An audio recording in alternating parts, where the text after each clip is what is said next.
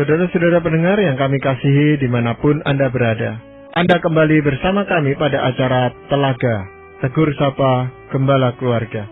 Saya Gunawan Santoso dari Lembaga Bina Keluarga Kristen, dan kali ini saya bersama Ibu Wulan Sarjana Teologia. Kami akan berbincang-bincang dengan Bapak Pendeta Dr. Paul Gunadi. Beliau adalah seorang pakar dalam bidang konseling, serta dosen di Seminari Alkitab Asia Tenggara, Malang. Perbincangan kami kali ini tentang mengatasi keletihan mental. Kami percaya acara ini pasti bermanfaat bagi kita sekalian, dan dari studio kami mengucapkan selamat mengikuti. Pak Paul, pada kesempatan yang lalu kita sudah membicarakan sebenarnya tentang letih mental itu, Pak Paul. Dan kini kita akan perbincangkan bagaimana mengatasinya, karena firman Tuhan yang Pak Paul bacakan pada waktu itu memberikan satu titik terang bahwa keletihan mental seseorang itu sebenarnya bisa diatasi. Namun sebelum kita lebih jauh bicara tentang bagaimana mengatasinya, Pak Paul bisa coba mengulang sedikit tentang letih mental itu seperti apa dan ciri-cirinya ini, Pak Paul. Letih mental ya seperti kejenuhan, tapi ini kejenuhan yang bersifat menyeluruh. Ya, kalau jenuh itu biasanya pada satu hal saja, misalnya jenuh makan makanan yang sama, jenuh melakukan pekerjaan yang sama hari lepas hari. Nah, ini nih jenuh tapi mempengaruhi seluruh aspek kehidupan kita. Misalkan ciri-cirinya adalah kita tidak mempunyai energi lagi untuk berkreasi, menciptakan sesuatu, tidak punya respons emosi, emosi kita menjadi datar. Kita berusaha menyendiri, menghindar dari orang, tidak mau berinisiatif bergaul dengan orang, kita takut sekali dimintakan tolong atau diberikan beban tambahan, kita kehilangan semangat, merasa letih sekali secara fisik, dan seringkali kita akhirnya juga merasa jauh dari Tuhan. Nah, biasanya semua ini nih disebabkan oleh beberapa faktor, misalkan kita tidak bisa mengatur ya energi kita sehingga terlalu letih, banyak sekali yang harus kita kerjakan, atau kita tidak mendapatkan penghargaan yang cukup sehingga akhirnya kita hanya memberi, tidak pernah menerima. Kita merasa tidak adil, kok orang lain kok bisa mendapatkan, kita kok tidak bisa mendapatkan, tapi kita harus bekerja terus menerus. Atau kita juga nggak mempunyai keseimbangan hidup yang baik, ya.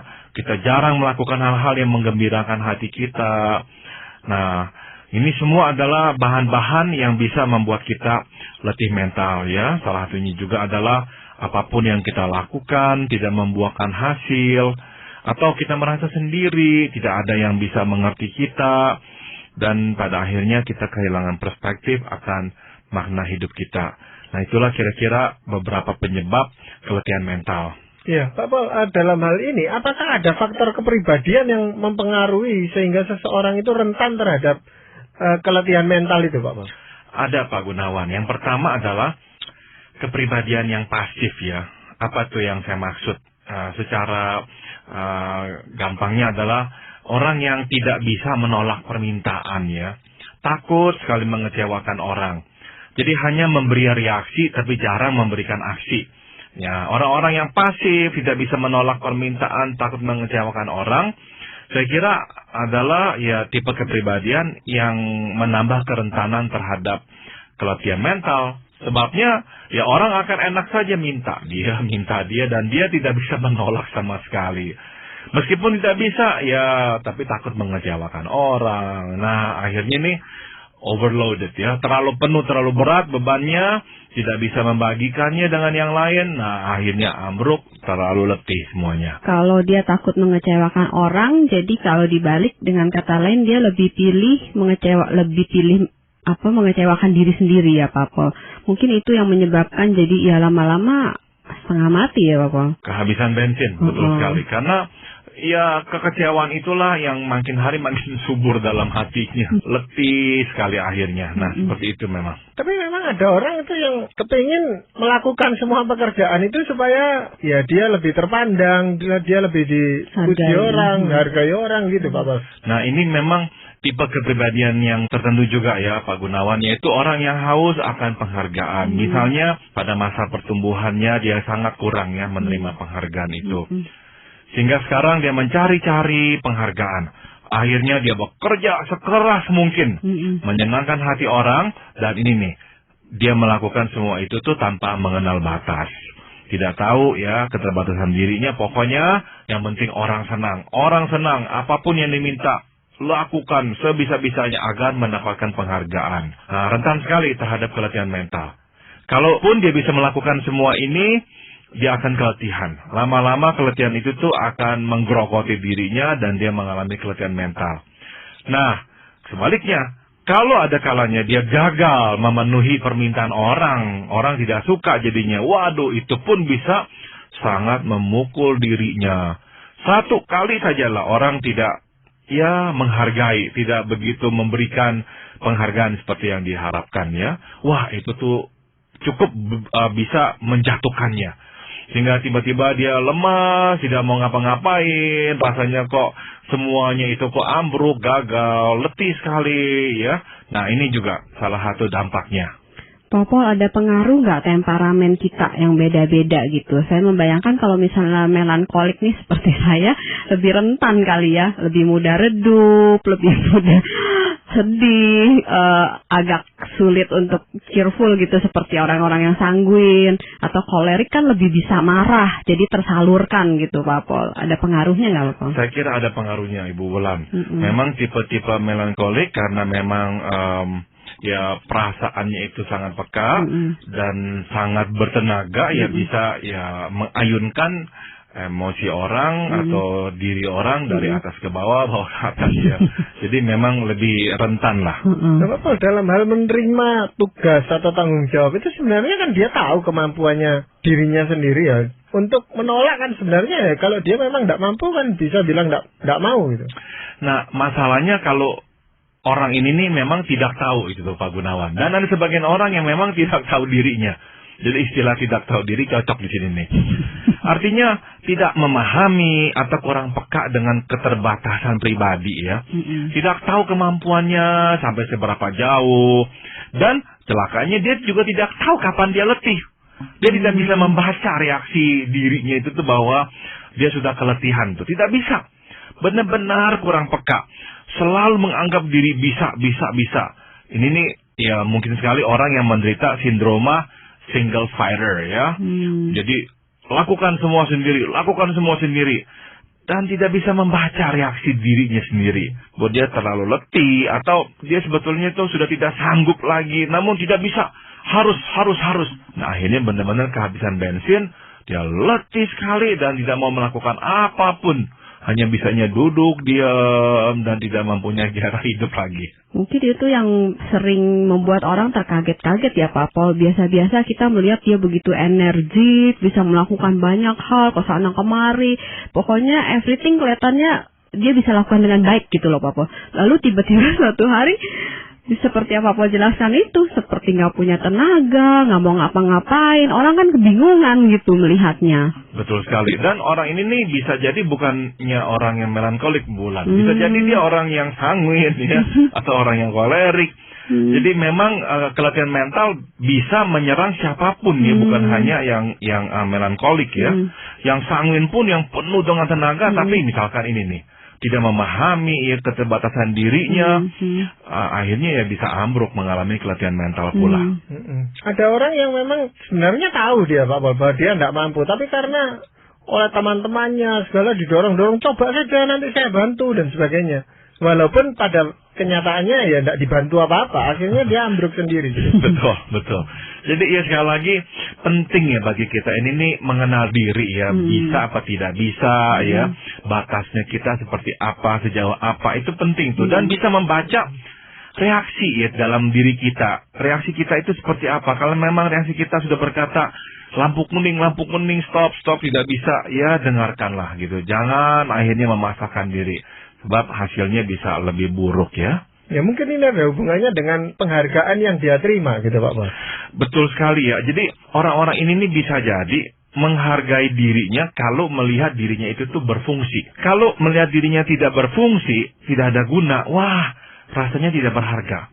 Jadi benar-benar terus-menerus mesinnya harus jalan. Nah ini tipe kepribadian yang memang merentankan orang untuk akhirnya terkena keletihan mental. Kalau dengan penjelasan Pak Pol ini seolah-olah saya nangkepnya berarti ini jadi seperti bukan pilihan ya. Kayaknya memang ya udah tiba-tiba ya memang dia nggak bisa melakukan apa-apa gitu. Saya teringat pada satu buku yang saya baca, Happiness is a Choice.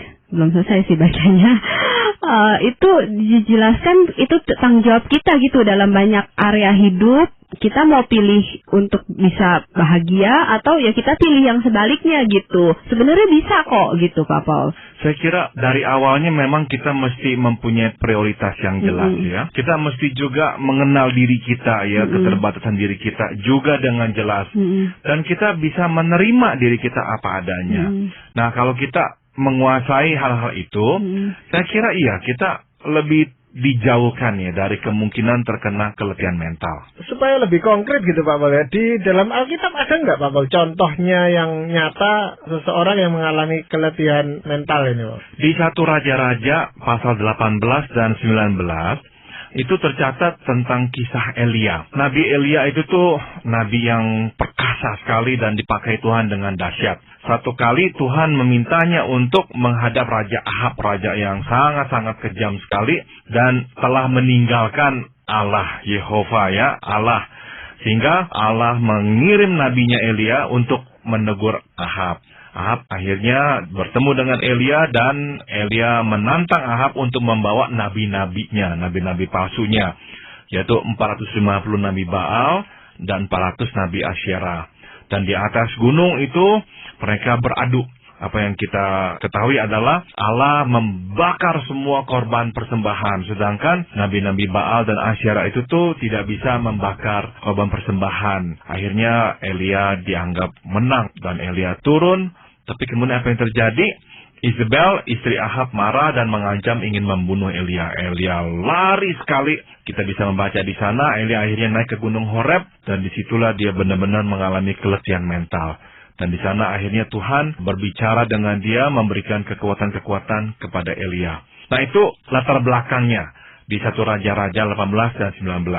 Ada satu hal yang ingin saya angkat dulu nih, yaitu Elia mengalami letih mental setelah melakukan pekerjaan yang besar, yakni melawan 850 nabi palsu di hadapan seorang raja yang begitu kejam, Raja Ahab. Kenapa kok dia bisa akhirnya mengalami keletihan mental? Pekerjaan besar cenderung menegangkan dan menguras energi, baik fisik maupun mental. Ini nih prinsip yang kita harus ketahui ini. Jadi penting bagi kita untuk mengatur jadwal dengan baik. Berilah waktu jeda yang cukup setelah pekerjaan yang menguras energi mental maupun fisik.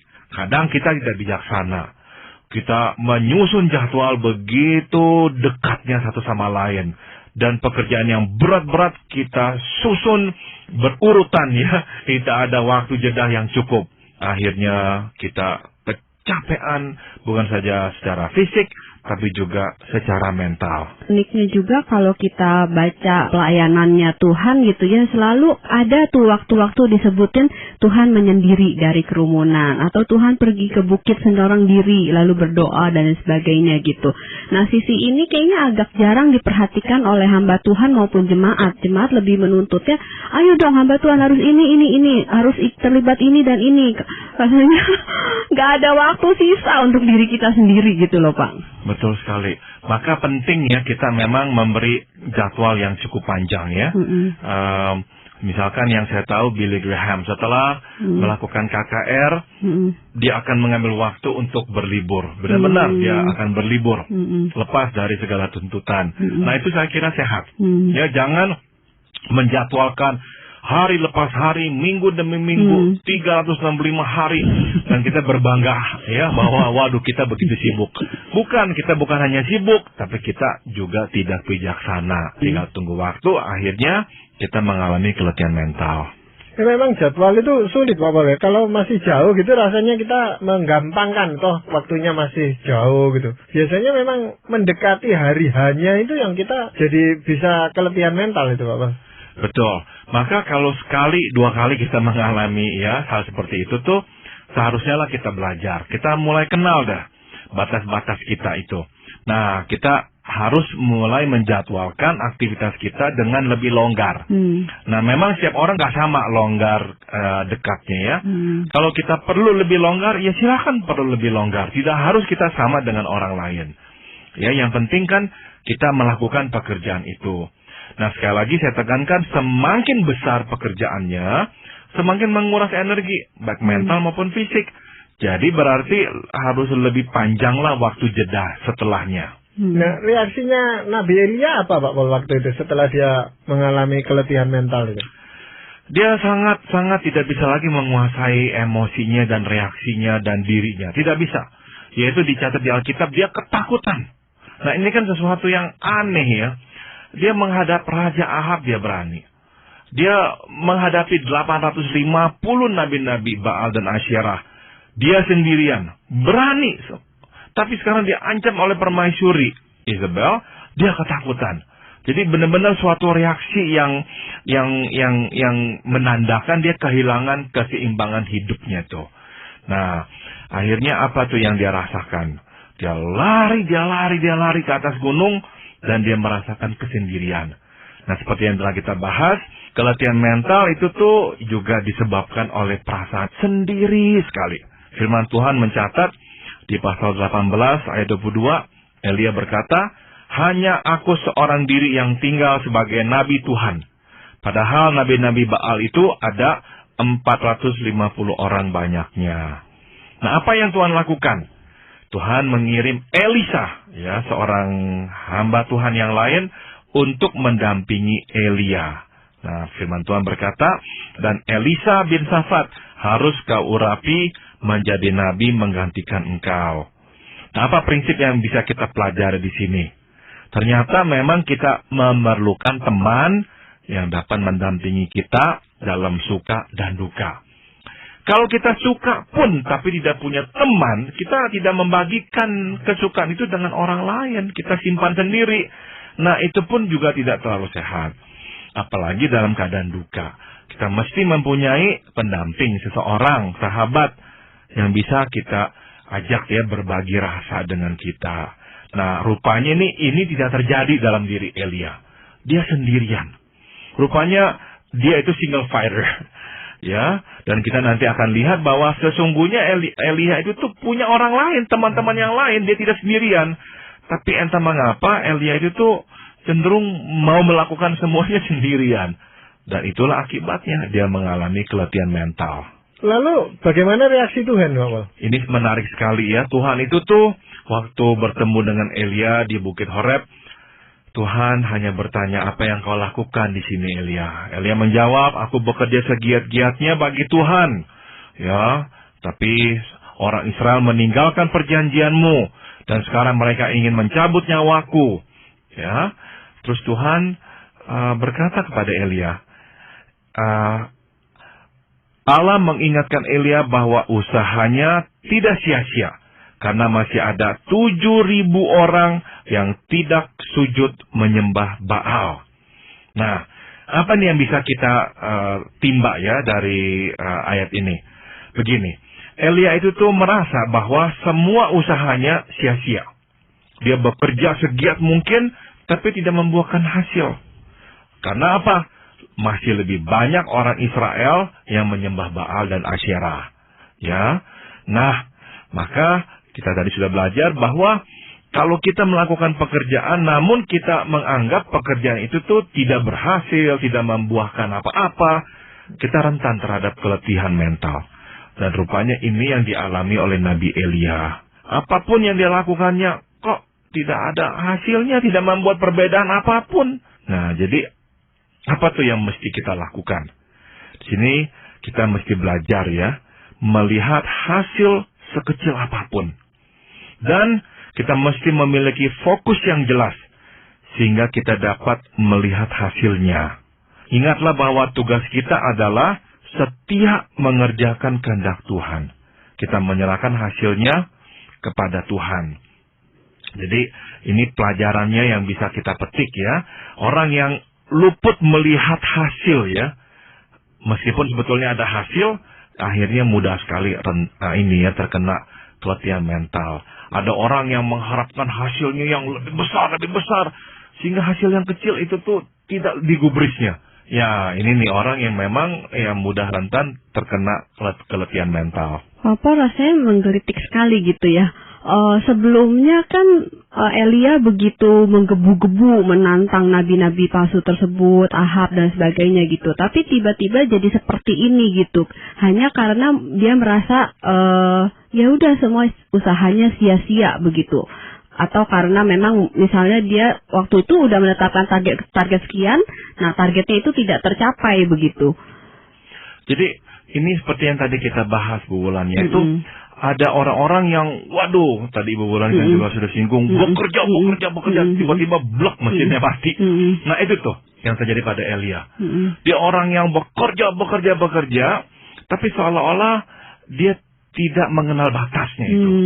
Tidak mengenal batasnya, dia mungkin memakai energinya terlalu banyak, dan dia single fighter, tidak melibatkan orang lain, dan dia mengharapkan hasil yang lebih nyata, yang lebih besar.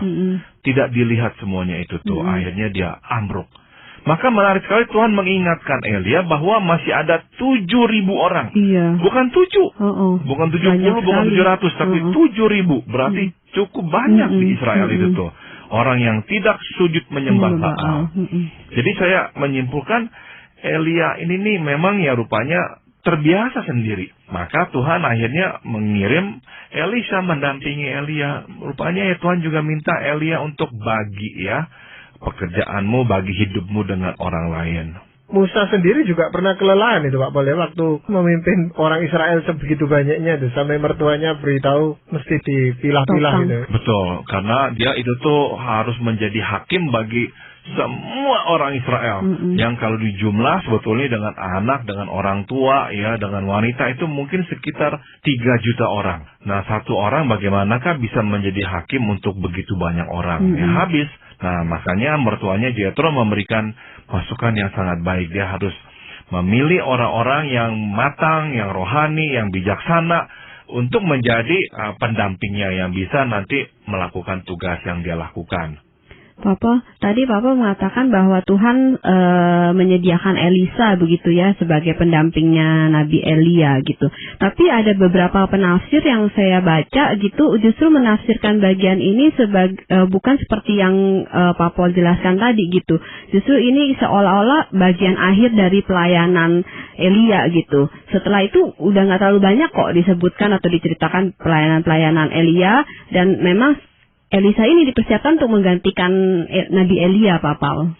Nah, ternyata waktunya memang Alkitab tidak sebut berapa panjang ya bulan. Namun sebetulnya tuh cukup banyak hal-hal yang terjadi itu tuh antara Elia dan Elisa ya. Jadi tidak langsung begitu turun dari Bukit Horeb, maka itulah akhir dari pelayanan Elia. Memang Tuhan berkata Elisa itu tuh akan menggantikanmu. Tapi tampaknya memang ada masa peralihan. Tidak langsung Elisa akhirnya dengan segera menggantikan Elia. Jadi ada waktu-waktu di mana Elia terus didampingi oleh Elisa. Nah, dengan saya kira masuk akal, yaitu agar Elisa pun bisa belajar ya dari Elia. Dia sebagai nabi yang masih muda ini. Dan ternyata ya setelah dia bisa, nah Tuhan mengangkat Elia pergi. Dan kesannya bukan kayaknya Tuhan membuang Nabi Elia oleh karena ada peristiwa yang seperti ini ya Pak Paul. Soalnya banyak penafsir menganggap kan ya oleh karena Elia seperti ini, akhir hidupnya seperti ini langsung digantikan Elisa. Padahal saya pikir-pikir loh, ujungnya Tuhan mengangkat Nabi Elia naik kereta dan sebagainya, itu kan suatu maksudnya pengalaman rohani yang luar biasa sekali begitu Pak Paul. Betul. Dan banyak tugas yang dilakukan ya. Elia itu tuh yang mengurapi Hazael ya. Kemudian dia juga mengurapi Yehu. Nah, jadi benar-benar Elia itu tuh melakukan banyak pekerjaan besar setelah itu. Dan setelah itulah baru Tuhan akhirnya mengangkat dia. Ya, memang yang menarik itu kesabaran Tuhan menghadapi Elia yang lagi kelelahan mental ini Pak Paul ya. Diberi makan, mau tidur ya dibiarkan tidur gitu. Sampai akhirnya pulih itu. Dan tidak pernah sekalipun Tuhan memarahi Elia. Tidak pernah. Tapi Tuhan memang mengajarkan sebuah prinsip di sini. Waktu Tuhan menampakkan diri kepada Elia, Tuhan menampakkan diri mula-mula itu tuh dengan gempa, kemudian dengan api, terakhir dengan angin yang sepoi-sepoi. Seolah-olah Tuhan pertama-tama ingin mengkomunikasikan kepada Elia, akulah Allah yang dahsyat. Akulah Allah yang dahsyat. Aku mampu melakukan segalanya. Ya, aku bisa menghancurkan segalanya. Akulah Allah yang dahsyat.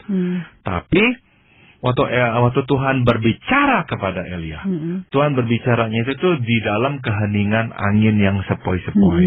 Seakan-akan Tuhan ingin mengatakan, meskipun aku Allah yang dahsyat, aku Allah yang teduh, aku Allah yang mengerti penderitaanmu, dan aku akan mau mendampingimu. Jadi Allah tidak datang sebagai majikan yang marah karena hambanya tidak mengerjakan tugas dengan baik. Tidak ya, Tuhan menerima bahwa Elia memang letih secara mental. Dan memang ada hal-hal yang Elia itu harus perbaiki ya. Tapi Tuhan tidak menyalahkan atau memarah-marahinya. Dan inilah saya kira bagian yang penting yang mesti kita selalu ingat ya. Kita bisa datang kepada Tuhan dan Dia akan mampu mengerti kondisi kita. Kita tidak usah menjelas-jelaskan, Dia sangat mampu mengerti kondisi hidup kita. Iya, orang yang berada dalam kondisi seperti yang dialami oleh Nabi Elia waktu itu, Pak Paul, lalu didatangi oleh Tuhan dengan pakai cara seperti itu, rasanya sejuk sekali gitu ya Pak Paul ya. Sejuk sekali dan mengharukan ya, bahwa Tuhan kok tidak memarahinya, malah Tuhan menerimanya ya, seperti itu.